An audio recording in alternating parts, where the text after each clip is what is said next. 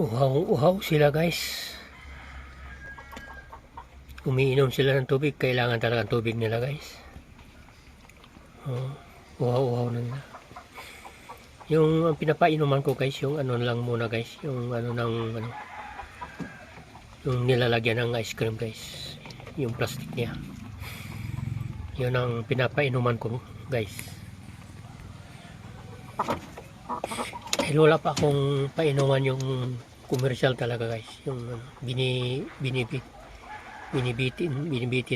na yun talaga ang dapat sana painuman guys. Dahil pag naglagay ka ng gamot o vitamin sa kanila, doon mo isasama sa tubig. Ayan, pag nilalagyan mo yan ng gamot o vitamin sa kanila, lang yan guys, masasayang dahil inaapak-pakan nila yan guys.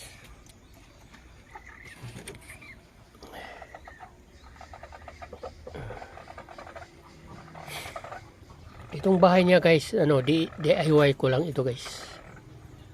Ayan, simple lang muna ito guys. Dahil wala akong ganong kapital guys. Kulang sa talaga, puhunan talaga guys, kulang. Ayan.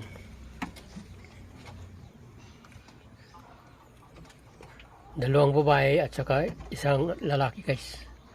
Supposed to be guys, ang ratio nito guys, isang lalaki, 7 babae. So dahil kulang pa tayo sa kapital, unti-unti lang muna natin.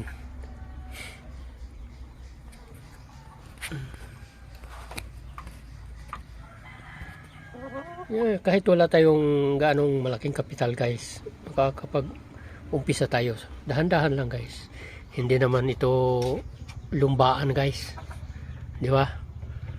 As long as na may inaabalahan tayo bawat oras, yun maganda, yun ang malaga diyan.